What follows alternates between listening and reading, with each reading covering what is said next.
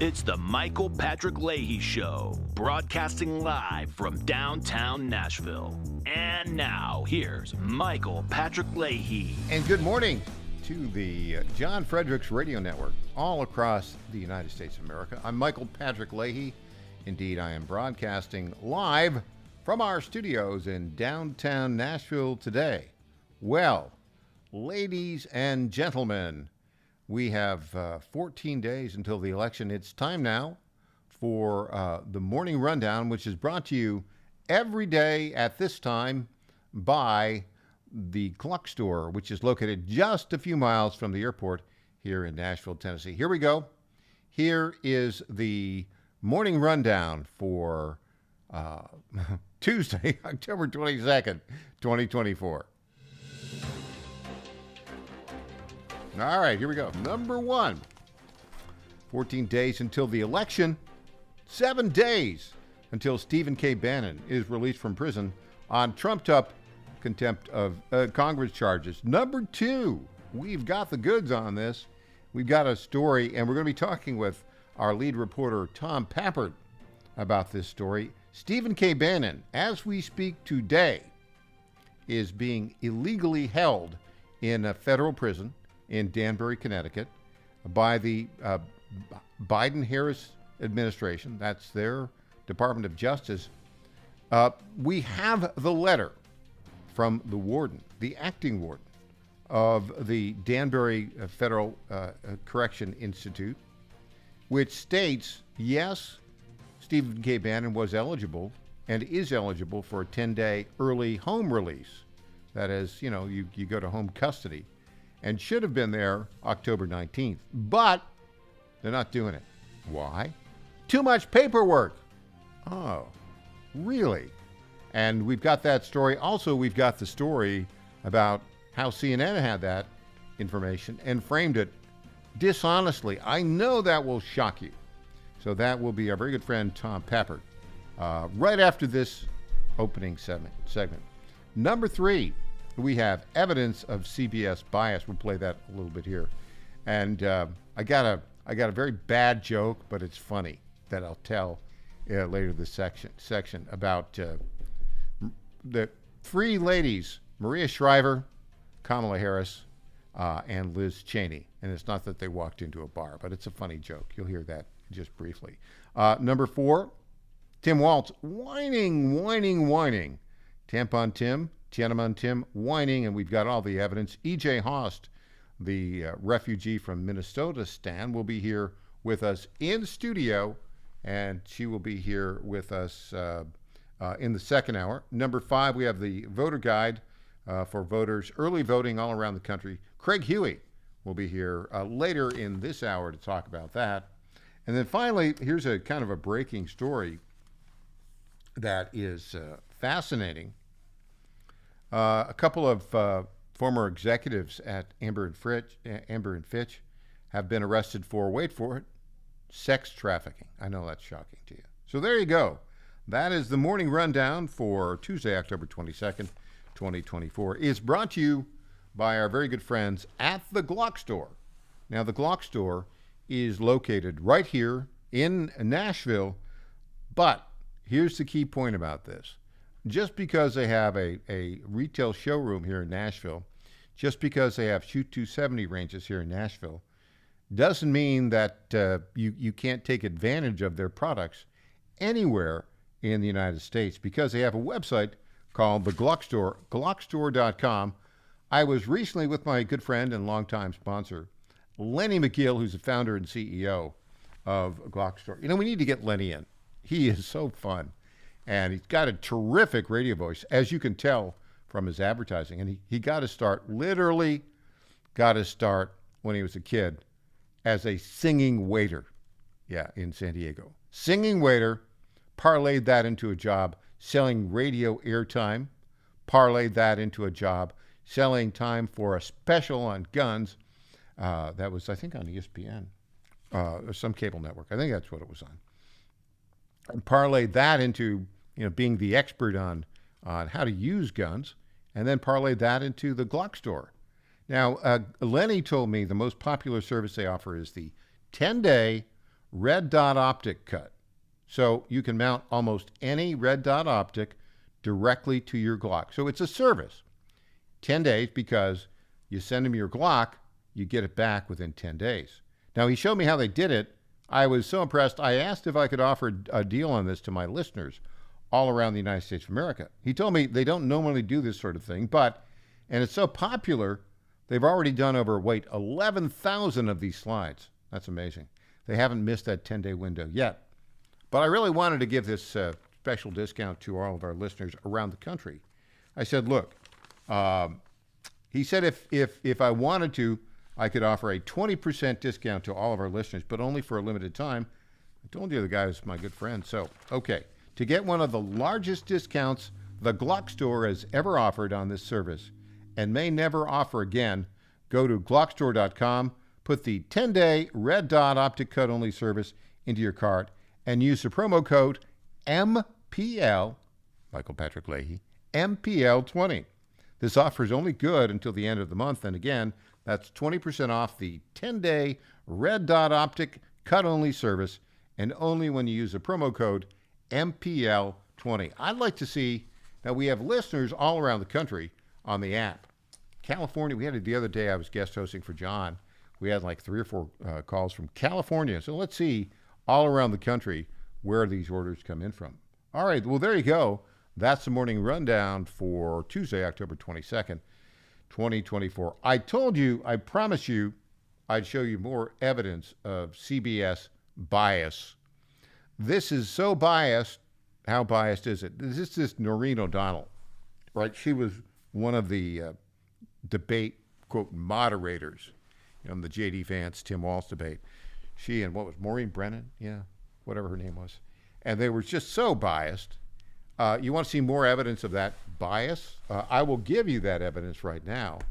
And this is a clip that we played from last night's news. She's describing the campaign activities of Kamala Harris and Donald Trump yesterday. Just listen to this, if you can bear it. Election day is just over 2 weeks away, and the fight for every single last undecided vote in battleground states is intensifying. Vice President Kamala Harris is targeting disaffected Republican voters by hitting the trail with Liz Cheney in the crucial blue wall states of Pennsylvania, Michigan, and Wisconsin. Cheney was a powerful Republican congresswoman, and today she called Harris a responsible adult. As for former President Donald Trump, he was back in North Carolina again, pushing false claims about FEMA and immigrants. That's after he spent the weekend slinging a crude insult at Harris, engaging in lewd locker room talk about the late golfing legend Arnold Palmer, and staging a campaign stunt at a Pennsylvania McDonald's. Okay, I can't take it anymore. False claims on FEMA. Those aren't false claims. Those are absolutely true. FEMA has spent money. Like, how much was it? $650 million this past fiscal year? Has spent money on illegal aliens. Now, the little twist they have is it's not allocated for disaster relief. Well, why are they allocating any money? Why has that been approved by Congress? Why have they put any money in that big omnibus terrible bill about that? And then they talk about what the crude comments about Kamala. Oh, my goodness. And the crude comments about Arnold Palmer and the stunt at McDonald's, just dripping with disdain. All right, let's get this other one in. Maria Shriver, town hall with Kamala Harris yesterday. Got to hear this. You're not, unfortunately. We have some predetermined questions, and hopefully I'll be able to ask some of the questions that might be in your head. I hope so. Maria Shriver. She's not really a real journalist. It's a town hall where they have questions that are predetermined. That's not a town hall. That's a PR setup. By the way, I got the joke. You ready for the joke? Here it is. That was actually Maria Shriver, Kamala Harris. That was the club of women whose husbands knocked up their nays. That's the joke. Pretty bad, but kind of funny. Back with Tom Pappert after this.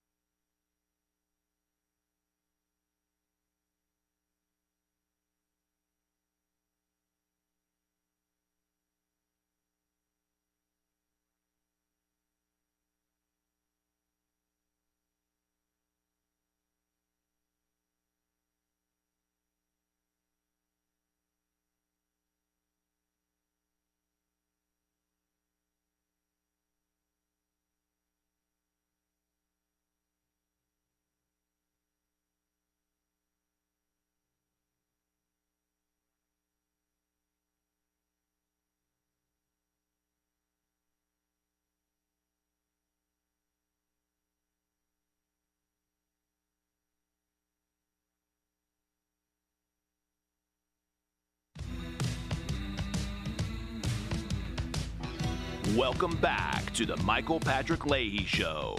Now, here's Michael Patrick Leahy. Welcome back, and we welcome to our Zoom Newsmaker line right now our lead political reporter at the Tennessee Star and the Star News Network, Tom Pappert. Good morning, Tom. Tom, you're looking. We can see you. I don't know if you can hear us. Let's see. We'll kind of work on this now. I think we may need to have to call Tom on that one, and we'll try to bring him up again, and let's see if we can get Tom Pappert here on this. And bear with us, a few little technical difficulties today here on the Michael Patrick Leahy Show, and I'm going to give you this. Just go ahead and let's do this on the phone, and we're going to share Tom's phone number with our producer, and we're going to get him on, and we're going to get this story to you because it's a very important story. I'll go over the details of this with you right now, and here's the story, and we'll bring Tom here in just a moment. The story is as follows. Headline: Warden admits Biden-Harris Department of Justice has illegally imprisoned Steve Bannon since October 19th. And it's quite a story, I'll tell you that. That is for sure. And basically, here we go. Okay. We're running into technical difficulties, folks. It's one of those days. Tom Pappert, are you there with us right now? Hey, Mike. All right. Mike. We have succeeded in securing our friend Tom Pappert. Okay, give us the story, the headline. The Biden-Harris Department of Justice has, in fact, illegally imprisoned Steve Bannon since October 19th. Tell us the story, Tom Pappert.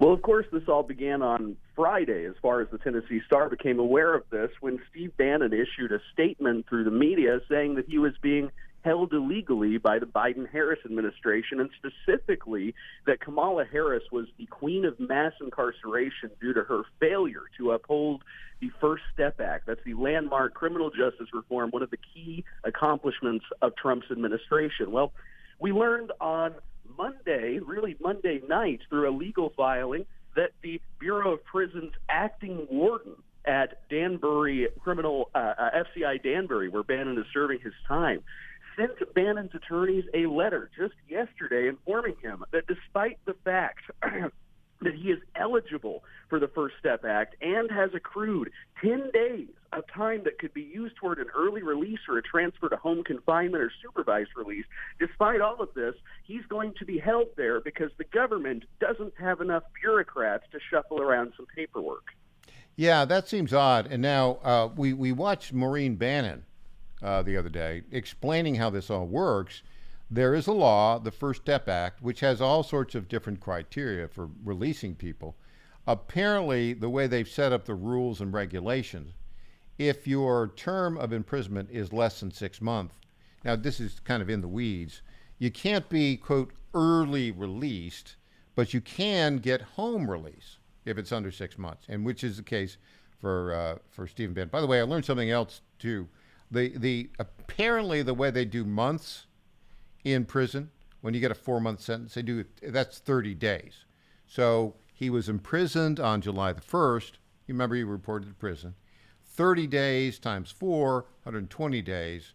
That means his release date with no provision for, good behavior or early time off would have been October 29th. That's 1 week from today.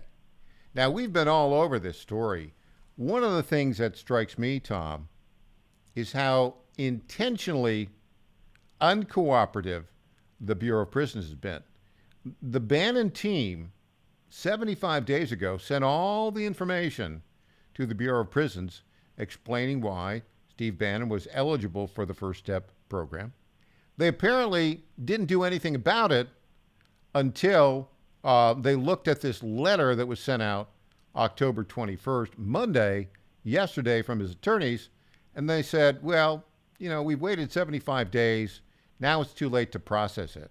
You know what it reminds me of? Did you see that clip that the FEMA sent out of last week from FEMA workers helping clean up in North Carolina? Remember that clip where there were like 30 guys in line, each like just passing a log to each other?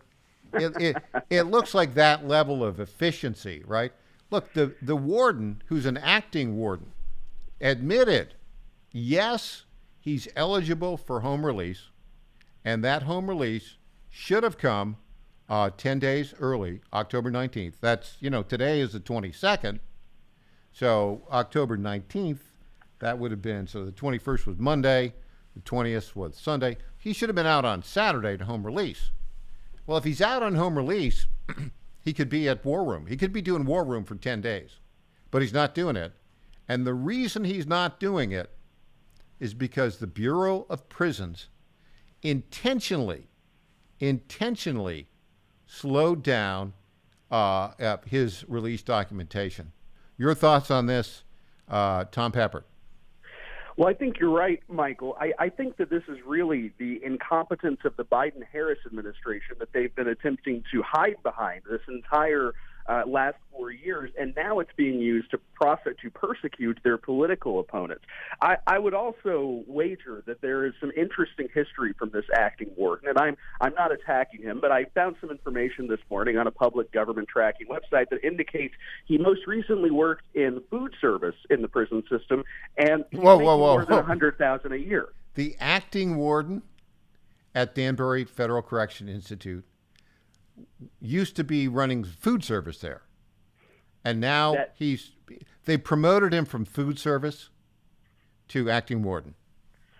That is correct, or it seems to be correct. I found two different seemingly government sources pointing to this, that a couple of years ago he was making about $96,000 a year, and as of 2023, $103,000 for a job that was very vaguely listed as food service. He is nowhere that I could find, at least, listed as an acting warden until very, very recently. Boy, that's crazy. Perhaps he's not quite as familiar with the process of handling early release or early home release under the First Step Act. I'm just guessing.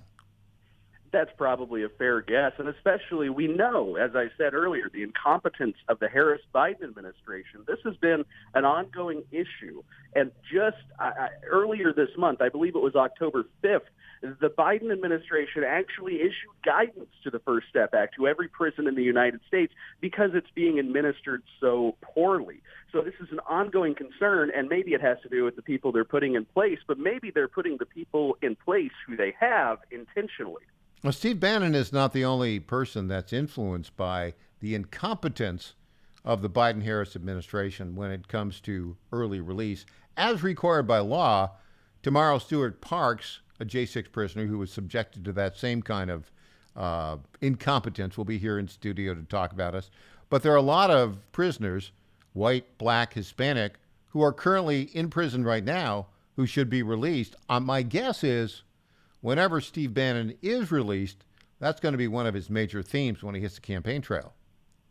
I think it should be, and I think more Republicans should be talking about this. Look, the First Step Act, it's a little bit controversial among some hardline conservatives, but it was a noble, wonderful thing to do. And now, as we can see how wonderful it is because the Democrats are ignoring it to keep our side in prison.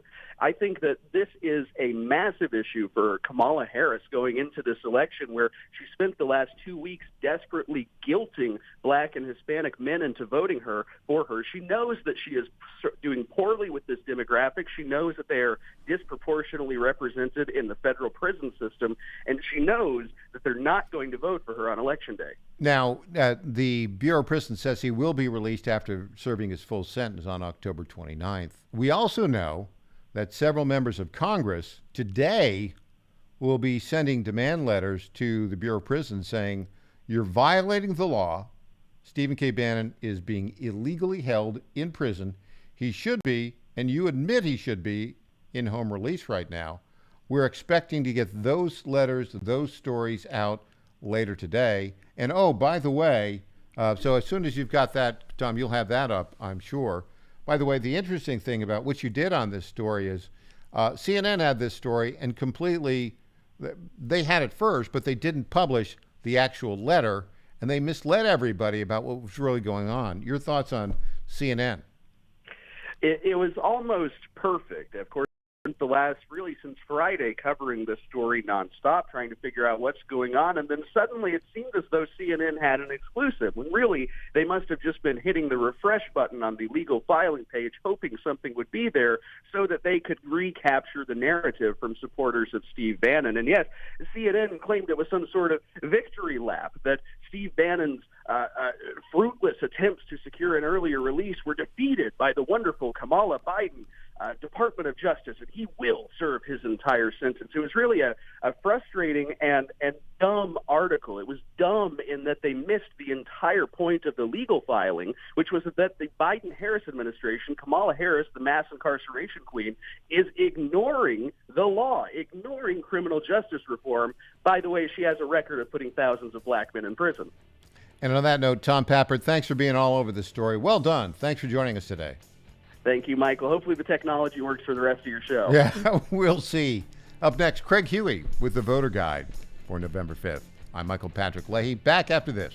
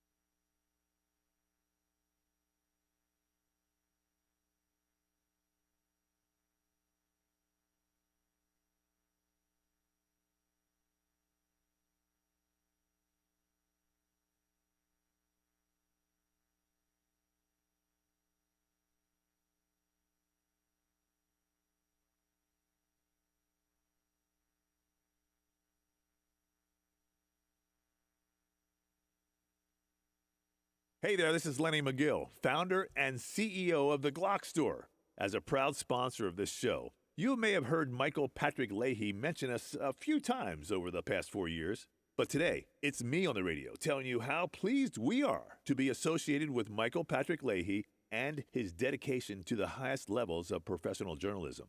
Michael Patrick Leahy has been threatened with jail time in bringing the true facts about that Nashville Covenant shooting to his listening audience. Michael Patrick Leahy, you keep doing what you're doing, and we here at the Glock Store will keep sponsoring your show for the good of Nashville and the entire country. And I'm personally inviting all of your listeners to come visit and shoot at the Glock Store. It's where Michael Patrick Leahy learned to shoot a gun for the first time and where he bought his own personal Glock 19. I'm Lenny McGill, founder and CEO of the Glock Store here in Nashville, just minutes from the airports, worth the drive from anywhere, and a proud sponsor of Michael Patrick Leahy and the Tennessee Star Report. Welcome back to the Michael Patrick Leahy Show. Now, here's Michael Patrick Leahy. We welcome to our microphones right now our very good friend Craig Huey, who put together, he's a database expert, a direct marketing expert, a refugee from California. So glad. No regrets. No regrets, Michael. We are so happy you're here. Me too. You probably should have come here. You came here, 4 years ago? Yeah, from the pandemic, that just pushed it over with the lockdowns of the business, lockdowns of the churches, the actual fascist state of California and the terrible policies they had. We had already been looking because of the high taxes, the crime, the homelessness, and the regulations. It's become an unlivable state. And so we were already looking, and we were already, my wife came here, and she took the Nashville airport, and she made a circle saying, this is 45 minutes to the airport. And then we found our right location, and during that whole process, then the pandemic hit, and we were out of there. I shut down my business in California, moved it to Nashville, Tennessee. Had I known what was going on in Nashville, Michael, I would have moved it to Franklin or Rutherford County. Williamson County. And so for our listeners around the country, because right now you're being heard on 20 radio stations. Yes. And around the country, you're being heard. I guest hosted for John Fredericks earlier this week in the last hour of his show, which precedes mine. We had 3 callers from California. Yes. 3. Right. And they all said, because they listen on the app. Now they had a different. They wanted to stay and fight, which is great. Well, it's awesome to see. They were all retired, by the way. Well, yeah. Well, here's the so thing. they can afford to stay and fight. Michael, I have a newsletter called the Huey Alert, and the Huey Alert newsletter has probably some 60,000 subscribers in California. Mm-hmm. I get emails just daily saying we want to leave California. Mm-hmm. A recent poll came out. Close to 70% of people in California have thought about leaving because it's unlivable. And they just, it's so hard to move. It's hard to move a business. It's hard to move people. It is hard. Leave families, leave friends, leave people in the churches. But people have to do it, and they are doing it, and it gets worse and worse every day. So those who stay, I've got so many friends who have stayed. Brave souls. They're brave souls. They're fighting hard, but they're up against an incredible marketing machine that the Republicans are insignificant. The opposition is almost non-existent. The unions dominate. The radical left has taken over, and it's basically a socialist state. Yeah, no question about it. Well, we are delighted that you moved here to state income tax-free Tennessee. Now, you did, for those of our listeners outside of Tennessee, yes, we have to explain something. Yes. You said you love Tennessee. Yes. But you're not crazy about the government of Nashville, Davidson County. For everybody listening outside right now, outside of Tennessee, there are 95 counties in Tennessee. Correct. 93 of them are solid conservative. Yes. 2 of them are pretty blue. Yes. Nashville, Davidson County. And 2 are turning blue. And Shelby. Yes. Which ones are turning blue? So we you mentioned show. We have Memphis. Yeah. And we have which is known like competing with Nashville. Though Nashville is more radical, Right. in its council, its mayor, its socialist policies. But Knoxville and Chattanooga, they are in danger. Yes. Because what's happened, the urban areas. They're organizing. The radical left is organizing with their modern technology, and the Republicans here in Tennessee are like living 20 years ago. Maybe 15, but 15. All right, give them that. They are sort of trying. But yes, your point is well made. Now, we say counties. Knoxville is actually part of Knox County. Yes. Knox County itself, Mayor Glenn Jacobs, pretty conservative. Yes. Knoxville itself, bad. It's a city where they are able to organize. And similarly, in Chattanooga's within Hamilton County, it's only part of Hamilton County. Yes. The city itself turning blue. Yes. But the surrounding area, correct. Not so and much. And that's kind of the way it is in California. Yeah. You know, you've got the rural areas, you got the suburbs going out, which are more conservative, more Republican, more libertarian, but the cities are dominated by an ideology of control and an ideology that's quite radical. Today, you are going to deliver a speech to a group called the Sentinels here in Davidson County. That's right. Actually, it's the event itself is in Williamson County, Correct. which is just south of Nashville. It's Yes. a very affluent county. Yeah. We both live in Williamson County. Right. And it's a red county. Yes. And so you can tell us about this group and what you're going to talk about. Well, you told me a lot about the group because I wasn't familiar with it, but I got this invitation and I said, okay, it sounds good. And what they want to do... Now, the group's called the Sentinels? The Sentinels. And you're going to be speaking where in Franklin will be and when? Yes. So it is actually tonight. Tonight. And it's at 6:30 at the Hyatt House in Franklin. And so everybody, if you live in Franklin, you know where the Hyatt House is. Yes, yeah. It's a free event. Yeah. And here's the thing. I'm an expert on the radical left and how they organize. I have inside contacts as to what they're doing, both in Washington, but also, nationwide and here in Tennessee, as well as California. So my talk is this. Election 2024 under the radar trends and surprises, why Christians will determine the winner, and little-known political trends. So let me elaborate on that. First, the Sentinels, this particular group, I think, is an outgrowth of the Sentinel National Group that Heritage Foundation has set up. I don't know if they're affiliated with Sentinel Group right now. The guy who runs it is a good friend of mine, Gary Kubiak, who is not from Tennessee originally, came from Michigan. In fact, I remember when he first came down here, we had lunch, and he said, I think I want to get out of Michigan. I said, if you want to get out of Michigan, come to state income tax-free Tennessee. Absolutely. Now, this is interesting, and you're an expert on this area. I'm hearing reports that there are some Christians who aren't going to be voting in this election. Yes, it's massive. Why George is Barna that? is a Christian researcher. He just came out that 32 million evangelical, born-again Christians, ones who go to church on a regular basis because they love Jesus Christ and they believe in the biblical doctrine of him dying on the cross and rising from the dead. So these are true evangelical Christians. They're going to sit the election out. We did Why? So here in Tennessee, there is a little historical background on it. Yes. Because Tennessee, and Nashville in particular, is indeed the buckle of the Bible Belt. Oh, unbelievable. And there is a historic Church of Christ involvement here. Right. David Lipscomb, for whom the university was named, was an early Church of Christ pastor, theologian, leader. Right.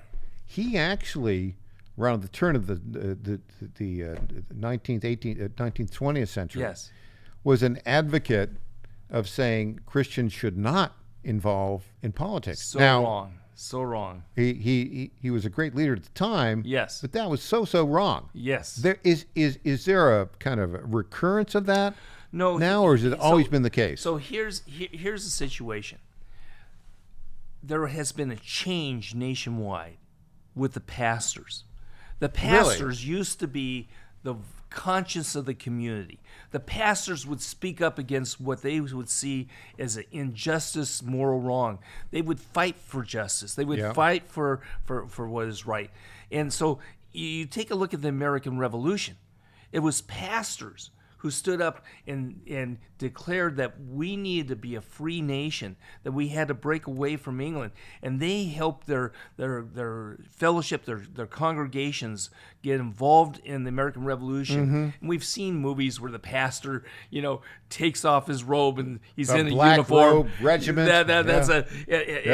But also in the Second Great Awakening, all over Tennessee, all over the United States at that time, in the 1830s. Yeah. It was pastors who stood up against the evil of slavery. And it was the pastors who gave the moral framework that allowed Abraham Lincoln to become president, allowed the fact that the slaves to be freed. It was the church throughout history on local, state, and national level that was the voice of social change. Are you telling me that that's different today? There it is, and one of the reasons is fear. And the pastors have fear. And the fear has started when they were in school, taught that if they were to speak up about politics, they would divide their fellowship, but they would also have the IRS on their case. And so President Johnson, when he was a senator, passed a little-known law called the Johnson Amendment that basically is unconstitutional because it takes away the free speech rights of a pastor. Right. And Trump wants to do away with that completely. And Congress wants to, but of course the Democrats want to keep it in place. And these pastors a lot of them are in fear. So they don't even mention the election. They don't even mention the fact that on the ballot is the survival of Israel. On the ballot is the protection of the unborn. On the ballot is Christian rights. Right now, pastors and Christians are under attack. Pro-life leaders locked up in jail. We saw Kamala Harris in one of her rallies when a pro-life Christian young man shouted out, "Jesus is Lord." She condescendingly told him, "You're at the wrong rally. Go to the smaller rally down the street." Now, that was insulting to every Christian in America. Catholics, evangelicals, anyone who's anybody who believes respect. And she was disrespectful, and she was attacking the whole idea that Jesus is Lord. You don't belong in this rally. That's not compatible with what we're talking about. Get out of here. And they actually assaulted the people who did that. But some pastors are afraid. They are. And they've been overwhelmed by marketing. And not faith. Radical groups, including the Southern Poverty Law Center, sent them letters saying, "We will make sure the IRS goes after you." Well, that. But there are some pastors who are out. Not all of them. More and more. Not the majority of them, but some are. Here in Tennessee, the Conduit pastor. So Pastor Darren. When we come back, we have a voter guide. And it's for voters in Tennessee. But you do a voter guide in California also. I do, and also judges nationwide. All right, we'll be back with Craig Huey after this.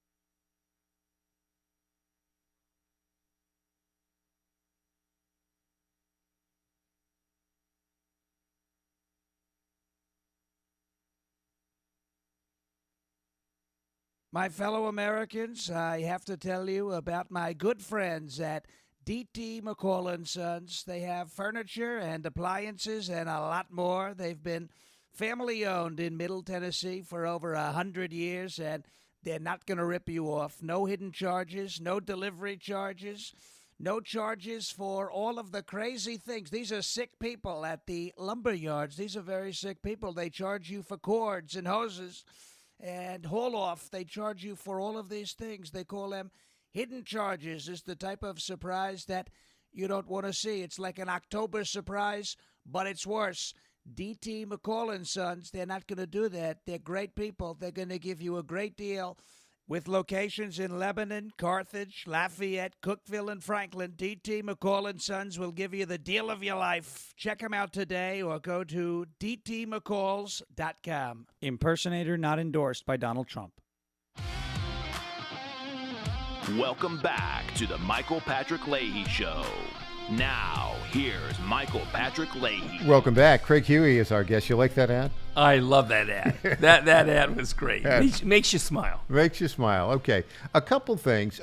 You do a voter guide. Yes. I want to talk about two elements Yes. of the voter guide. The first element that I want to talk about is people can go to craighuey.com. Correct. And you do at craighuey.com, you do all the races in Tennessee. Yes. And California. That's correct. Let's just talk about from local all the way up to the president. So go to craighuey.com. If you live in Tennessee, if you live in California, you haven't voted yet, this is a faith-based voter guide. Yes. Based upon principles. Totally on principles. We do so much research. We know more about the candidates and their wives.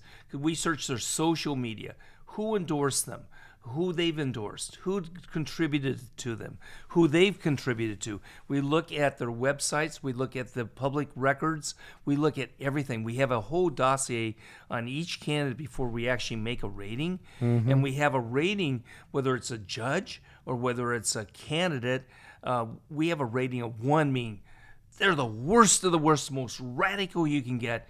And then we have a rating of only about 15% get, which is 5, which means they're unbelievable. They understand the free market. They understand the constitutional rights. They are true patriots. Let's go to Tennessee briefly, and then I'll go to some a guide nationally. Yes. Any listener on our show can go to the other guide here. We'll talk about in a minute. So in Tennessee, Senate, who do you have for Senate? Well, we have Blackburn, and with the U.S. Senate race, it's quite interesting. We have Gloria Johnson, the Democrat. The Democrat. You give her a 1 or a 2? We gave her a 1. Can you go lower than a 1? You can't. It's as low as you can go. I mean, I give her a -1. Well, Michael, I mean, it's not a quality candidate. It's one who espouses the most radical socialist ideas. The one thing that Marsha Blackburn has going for her is that she's running against a really bad candidate.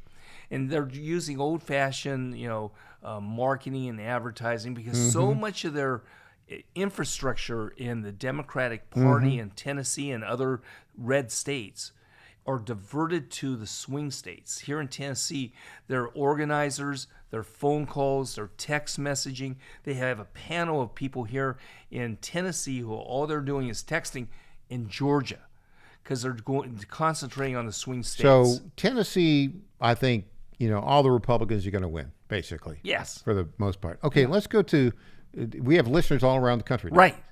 And you've got something for them. Oh, yes. And this is like fascinating. Yes. It's called, this is another site. Yes. JudgeVoterGuide.com. That is correct. Nowhere else in the U.S. does anybody evaluate the judges. This is so important. Oh, yeah. Because, we had to do it. The judges, in many instances, are out of control. Totally. So they're divided into 2 groups. It used to be maybe there'd be some who were kind of moderate, but the radical left and the George Soros type money, the LGBTQ money has poured into these judicial campaigns. So the judges are well financed in most states, and the radical left, especially for the state judge offices, the local state Supreme Courts, they're flooded with money. overwhelming conservative judge. So there's Michael, a judicial activist.